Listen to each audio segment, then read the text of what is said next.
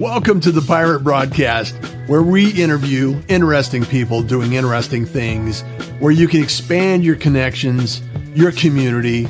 Kindness is cool and smiles are free. And let's get this party started.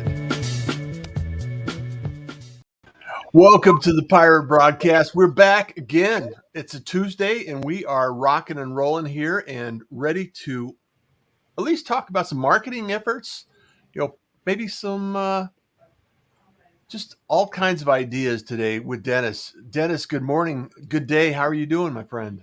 I'm doing well. How are you doing, Russ? Not too bad. Not too bad. Hanging out here with the pirate community, and hopefully we'll get into a nice conversation here and share a few nuggets of knowledge. For those that haven't met you yet and haven't connected with you on LinkedIn, give us a little snapshot of who Dennis is and what your superpower is today. All right. So my name is Dennis Consorte. I'm a digital marketer. I've been doing this for almost 20 years. And my superpower... Just a newbie, huh? I'm just a newbie, yeah. And in the context of this conversation, my superpower is being able to take a lump of clay and shaping it into what it can be. And we'll get into more of that from a marketing perspective. Good deal. Good deal. And also, don't forget to connect with Dennis on LinkedIn if you're watching this in the future at any point in time. Dennis, I love the marketing effort. I kind of grew up in the arena of, started out as a musician, got into advertising, the tech space. I've supported a lot of early startups, adventures, and it's always changing and evolving. And, whether it's email marketing, funnels, online marketing, social media, all of these things, all of these tools we have are part of the process of developing your brand and your message. And is there any one area that you have spent a great deal of time on that you'd like to maybe kind of enhance or explore today with the audience? Sure. I would say that my strongest digital marketing tactic would be on the SEO side.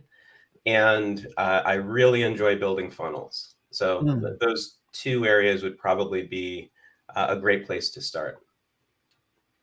Funnels. Now, for those that may not be completely familiar with funnels, let's kind of break it down for them, because once you see a funnel and once you understand what it is, you notice it everywhere. And it's common practice, and it's very prevalent in online business.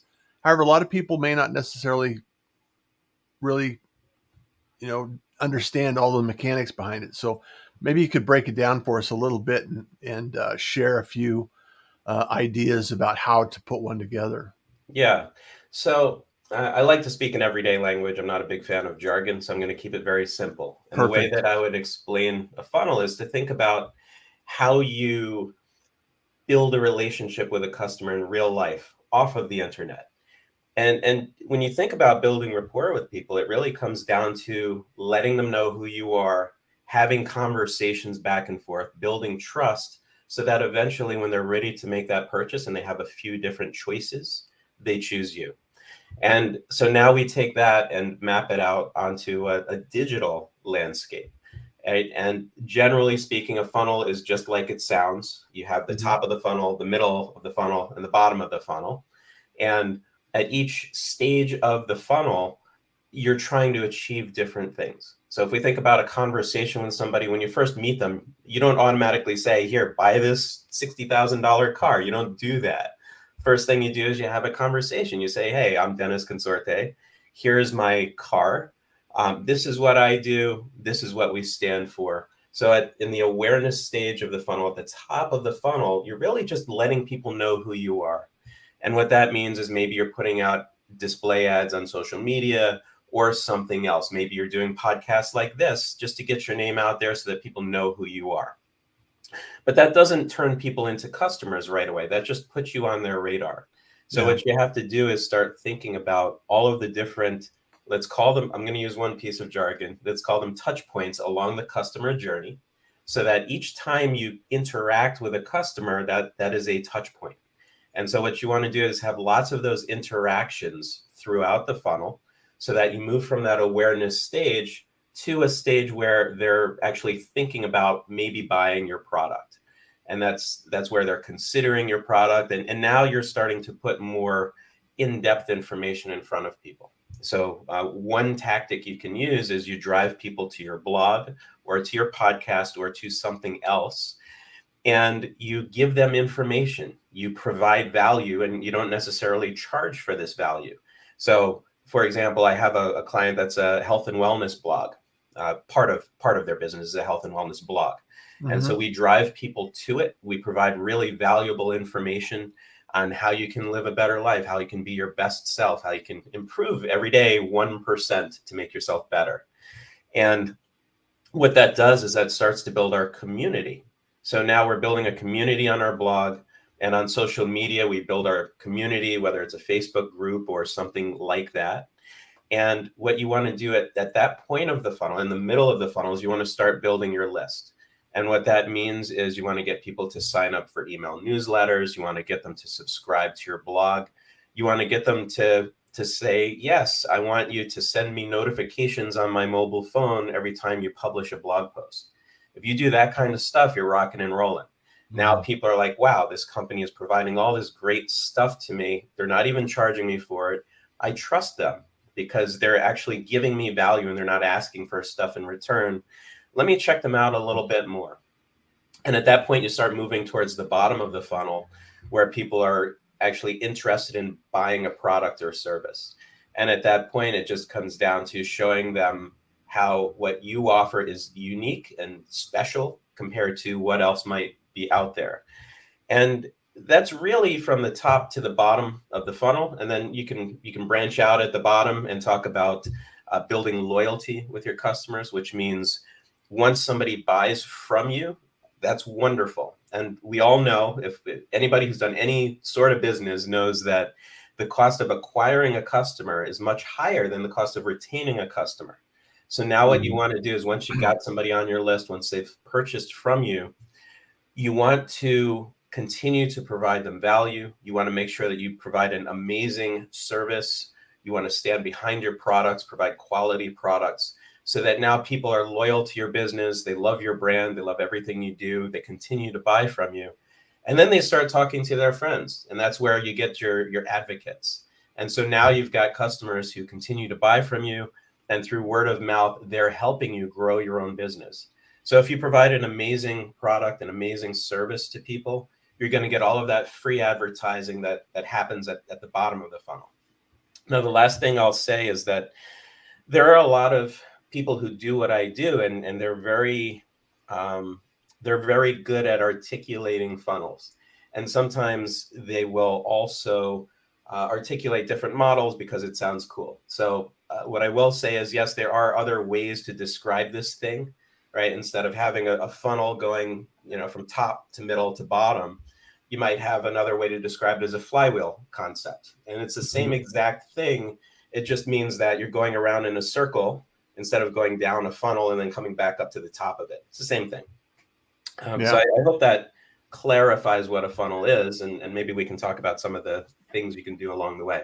I love that. And thanks for sharing that, Dennis, because we have, speaking of community, I just want to give a shout out to some of the members of the pirate community here. Elise in from South Africa. Elise, good morning. Russ and Dennis, happy Tuesday.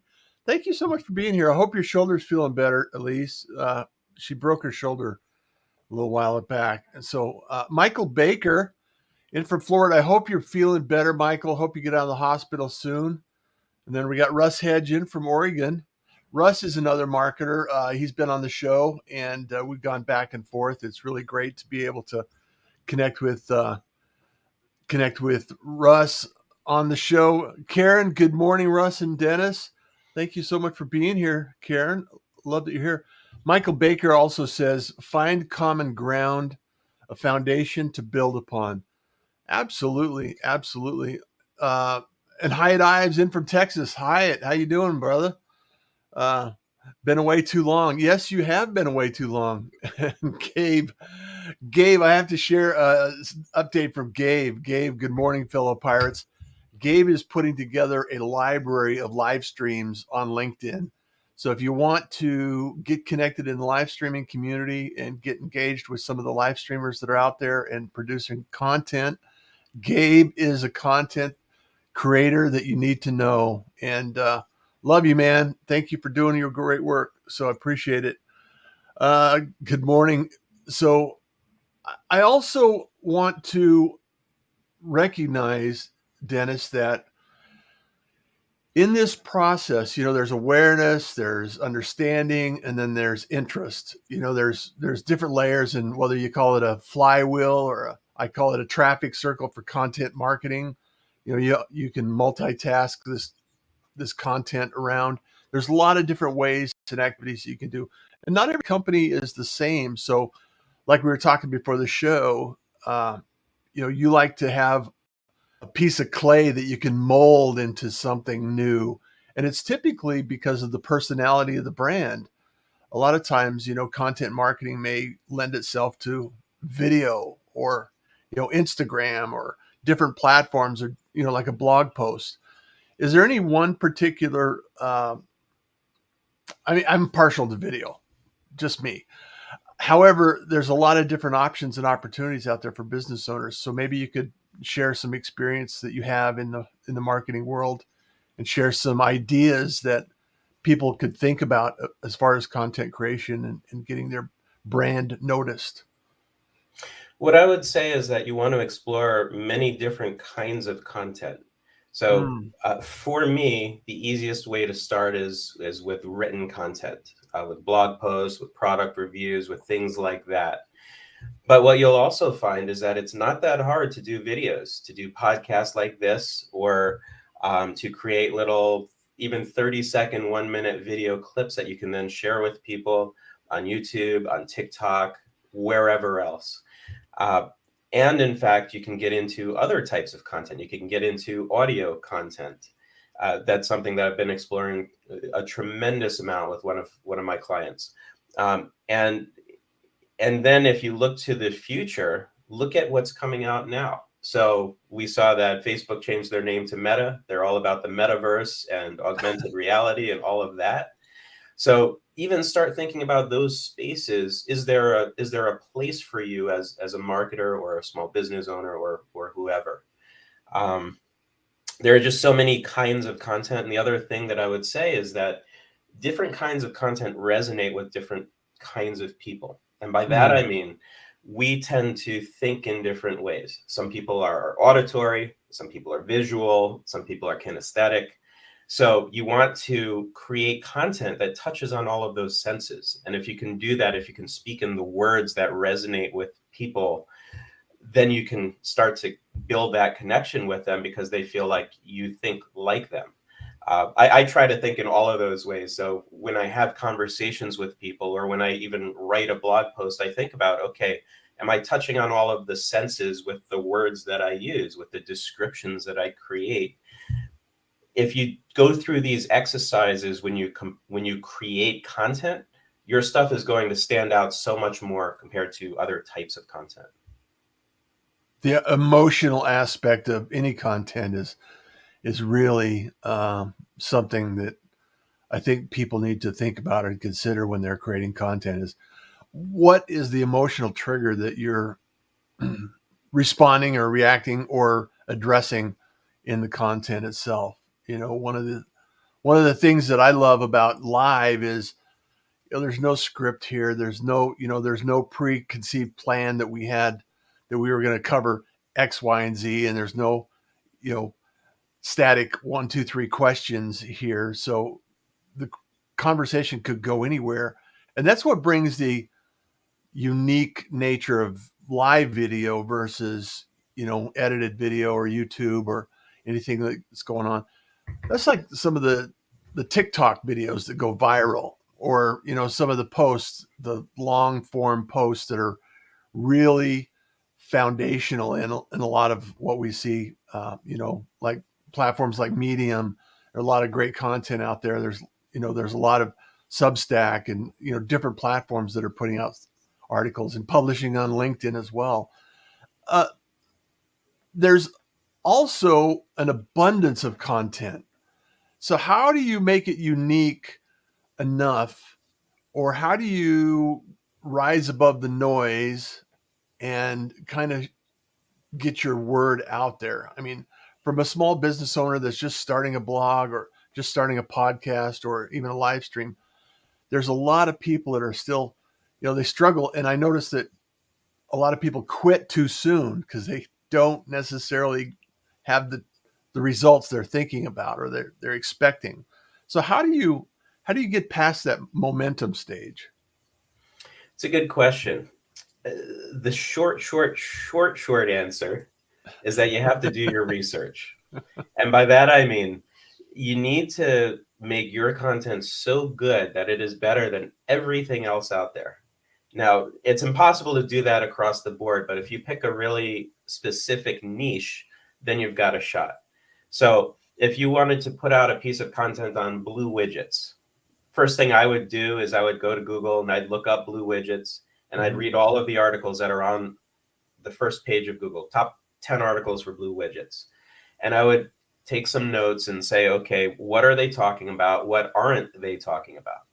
Then I would do my keyword research to see what other keywords are relevant to blue widgets and make a list of those and look at which ones have the highest traffic potential versus the lowest competition. And there's tons of tools you can use for this online. Some of them you can even use for free. Yeah. So that's on the content creation side of it. Just make your stuff better. The next thing I would say is that mixed media is wonderful.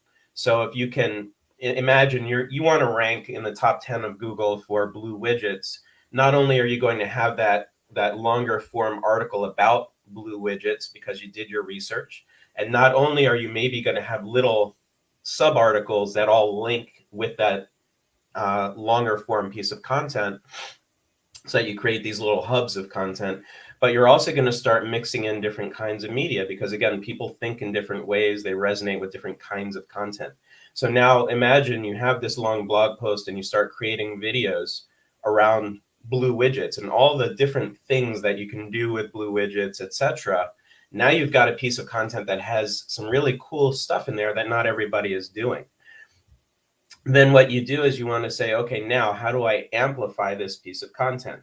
And there's a gazillion people that'll tell you all these different ways to build links and to push stuff out on social media. You can find all of that online. Yeah. What it really comes down to is connecting with people. And by that, Mm-hmm. I mean, amplifying content is not easy. One way to do it, um, I'll give you one tactic you can use, is to think about, okay, how can I take this piece of amazing content that I've created and help somebody else out in the universe? And Mm-hmm. by that I mean, you know what? Let me go to YouTube or wherever and find somebody who talks about blue widgets and give them a platform on my content, on my blog, and talk about what they spoke about. And so I'm going to include that in all of this content that I've created myself. And then I'm going to reach out to that person and say, hey, you know what? I featured your video in this piece of content. Can you check it out? And if you pick the right people who have the same mindset, they're going to appreciate that you have shared their content with your community. You've got a really good shot of them sharing your content with theirs. So that's one way I would approach it. I don't know if that answers your question, but Well, it addressed a lot of different aspects of, one of the taglines I use is be seen, be heard, be talked about. And the way you have to go about doing that a lot of times is, build a relationship, build a community. Because, I mean, getting 1 million followers on Facebook may not be as valuable to your business as getting 1,000 true fans, like, Kevin Kelly talks about. Get these fans and the advocates of your business that are going to continue to pursue and put your brand out there.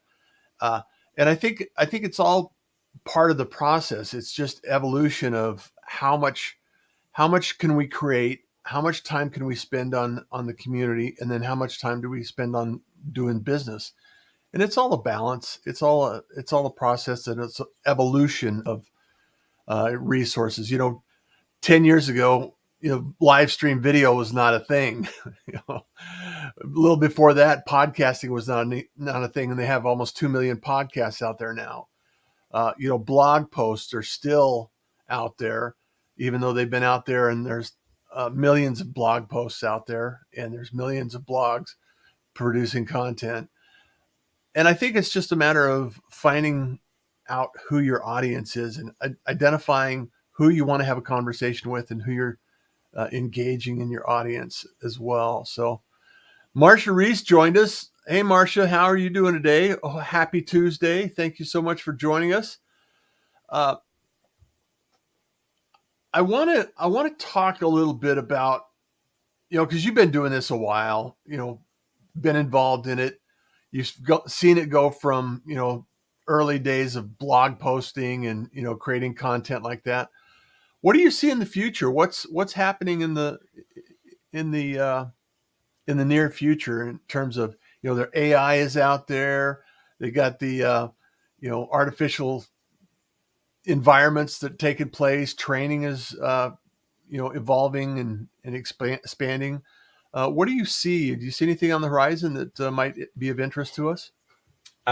There's a ton that's on the horizon, and I don't even know where to start. So let me just start somewhere. The first thing I will say is that remote work is booming, right? And part of this was because we were forced into a situation that some people didn't want to be in because of this pandemic and lockdowns and that kind of thing. One of the good outcomes of that, though, is people started to realize, you know what, I want to do something with my life that matters. I want to spend my time doing work that I feel good about, that gives me a sense of purpose. That I know that every time I do something for my employer or for my clients, it's meaningful and I bring value to the world. So I think that people are starting to be more value driven, and I think that's going to shape what the future is. Now, the other side of that is because we are much more interconnected because of the internet and all of the technology we have. It does mean that in some ways you have more competition as a worker and you have more competition as an employer. And what that means is that's why being purpose-driven is so much more important. So if you're in Arizona and you're competing with a guy in New York for the same, let's say, remote position, you want to talk about how, okay, you've got all the same skills that this other person has, but here's why you're the perfect fit for that company. Or if you're an employer, here's why you're that perfect fit for that employee or that worker or what have you. So I think being purpose driven, that's going to shape the future, because the bottom line, in addition to just having more competition globally, is that AI is also going to be competing for a lot of things. There are so many things that, for example, that I do as a digital marketer that today compared to 20 years ago, it's night and day, right? They're like machine learning has gone like this. It's amazing. And so you have to start thinking about the trajectory of technology and how you can get ahead of it and how you can continue to bring value, knowing that the machines are going to be filling those gaps that you used to fill in the past. So maybe in the past where you were spending your time, adjusting bids up and down based on user behavior, and now that's controlled by machine learning. Now you have to ask yourself, what value can I bring as a human being that a machine isn't going to be so good at? And if you think about that piece of it, now you've got a shot. So if you're a digital marketer and you have clients, you might think about the storytelling aspect of your work, the creative aspect of your work, right? There are plenty of tools that are going to help you with your keyword research and figuring out what to write about or what to create videos about or what have you. But you as a human being have that creative touch where you can then intermix all of these different kinds of content to produce something really amazing. And the last piece, of course, is just going back to that metaverse thing. I know that this is going to be a topic of debate for people, right? Some people are worried because they've seen movies like WALL-E, where people are basically, they're sitting in a lawn chair and drinking Slurpees all day, and their entire life is online, and then and they're forgetting about their physical lives. And then on the other side of that debate is, you know what, this is an amazing space, the metaverse. Like you can do all this cool stuff there, right? When I was growing up, we had the Atari 2600 and you were playing Pong on the screen. Yeah. And today, now you're immersed in a three-dimensional environment. You can be like a sorcerer casting spells and that kind of thing, or a pirate. Yeah. And so it's really exciting. And I would encourage people to look at the positive side of things that are inevitable. So it's inevitable that we're going to be doing much more in this augmented reality space. And if you can capture a piece of that as a marketer or as a business owner, Yeah. then you're ahead of most people. I love that. I love the idea of what is to be on the what is on the horizon. It's really how can we do something that is going to make an impact on that. And you've got a small project we were talking about before the show started, and I think it was called Snackable Solutions. Talk a little bit about that before we wrap up today, because I want to make sure that some of the things that are not necessarily primarily focused on business, but you know what's Dennis doing having fun. What's the schedule look like? Yeah, I do a lot of things. Lately, I've been very fortunate. I'll just throw one thing out there first. Lately, I've been very fortunate that I'm a subject matter expert for digital.com. And Okay. so oftentimes I'll be called upon in the media to talk about different topics. And lately, I've been speaking about the quote unquote great resignation. So that's a really interesting topic which affects all of us. Yeah. With regard to snackable solutions, this is a space for small business owners, entrepreneurs, and people who can share tips to help one another's business. A little bit about my story, not the whole thing, but a little bit about it, is that I went through entrepreneurial burnout a few years ago because I had too many clients. I was serving like 50 different clients at once. I was Mm. touching most of those accounts myself. It was too much. And part of what I realized was I needed to be smaller in order to be happier. And so now I Mm. have far fewer clients than that, but I'm much happier and I'm doing very well. There are a lot of people who come to me for help and they just don't fit the criteria that I need for my business model. It just doesn't work. And I still want to help them. I still have that in me. I just don't have the time to do it. So I created Snackable Solutions as a space where I can help people and where people can help each other with these really short 1, 2, 5 minute clips on how to do something for your business. So if Mm. you watch one of these short little videos, you might learn one thing that you can do. And if you do it today, it's going to make your business, let's say, 1% better. And if you continue to do these little things, then over time they aggregate and your business does much more.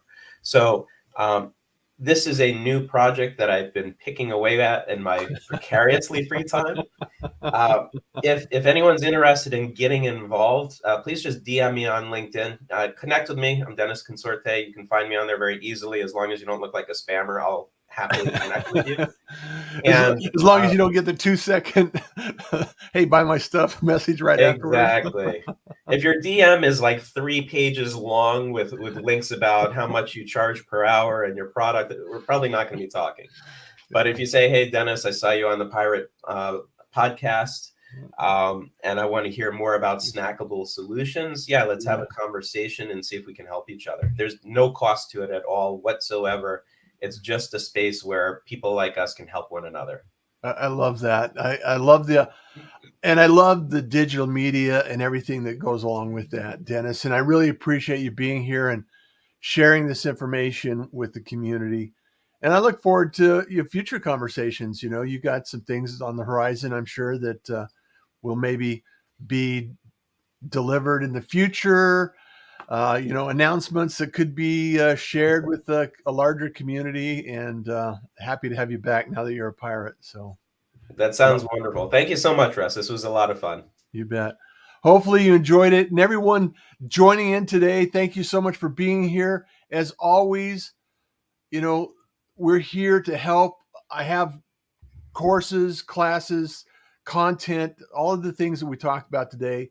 And, reach out to Dennis, make the connection, start the conversation, because as you know, we're only one conversation away from getting what we need or helping someone that needs help. So I look forward to tomorrow. Tomorrow night, we got another show Wednesday at 5 and Thursday at 7 a.m. Tuesdays and Thursdays this now, and Wednesday nights we're broadcasting. So join us at your convenience. And also, always know that kindness is cool and smiles are free. So you enjoy the day. Take care. Thank you for joining the Pirate Broadcast. If you found this content valuable, please like, comment, and share it across your social media channels. I would love the opportunity to help others grow in their business. The Pirate Syndicate is a platform where you show up, we produce the show. It's that easy. If you want to be seen, be heard, and be talked about, join the Pirate Syndicate today.